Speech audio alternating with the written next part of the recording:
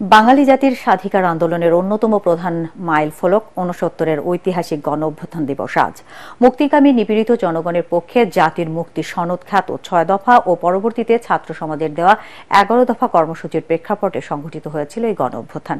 এর ফলে পাকিস্তানের সামরিক শাসক আইয়ুব খান পদত্যাগ করতে বাধ্য হন। এস.এম. আশরাফের রিপোর্ট। মুষ্টিবদ্ধ হাত, দৃঢ় চোয়াল আর অগ্নি স্ফুলিঙ্গের মতো অভিব্যক্তি, এক ছবি ৬৯-এর গণঅভ্যুত্থানের প্রতীকী চিত্র। এভাবেই সেই দিনগুলিতে পাকিস্তানি শাসক গোষ্ঠীর দমন পীড়নের বিরুদ্ধে ক্রোধ আর উত্তেজনা স্রোতের মতো প্রবাহিত হয় বাঙালির শরীরে।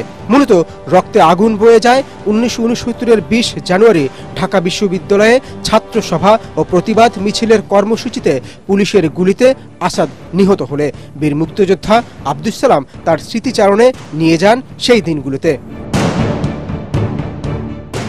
আসাদের রক্তমাখা সেই শার্ট নিয়ে ঢাকা বিশ্ববিদ্যালয় থেকে যখন মিছিল শুরু হলো, তখন ঢাকার চতুর্দিক থেকে, আমরা তো মতিঝিলের স্কুলগুলো থেকে এদিক থেকে মিছিল করে আমরা সেই পল্টনের দিকে চলে যাই। মনে হলো যে সেই সময় সারা বাংলাদেশে ছাত্র সমাজের সেই উত্তাল, সেই জোয়ার, সেটা আসলে চোখে না দেখলে বোঝানো যাবে না।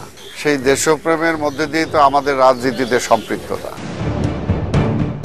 সামরিক শাসন উৎখাতের লক্ষ্যে ২৪ জানুয়ারি সংগ্রামী জনতা শান্ত আইন ভঙ্গ করে মিছিল বের করে, সেখানেও নিরস্ত্র বাঙালির বুকে গুলি ছোড়ে পাকিস্তানি পুলিশ।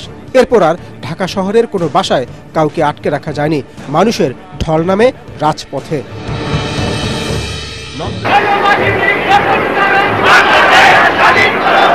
অনেক হয়তো পরিবার জানতো না, যেমন এখন যেটা দেখছে যে পরিবারে বাবা মা হাত ধরে তাদেরকে নিয়ে আসতেছে, আমাদেরকে হাত ধরে নিয়ে আসে নাই।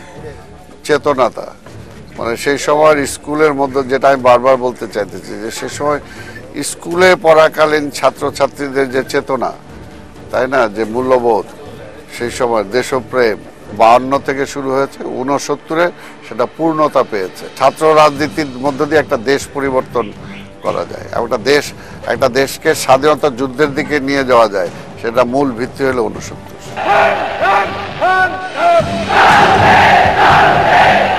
সমগ্র নগরী সেদিন বিক্ষোভে কেঁপে উঠে। সেই কাঁপন নাড়িয়ে দেয় আইয়ুব খানের মসনদ।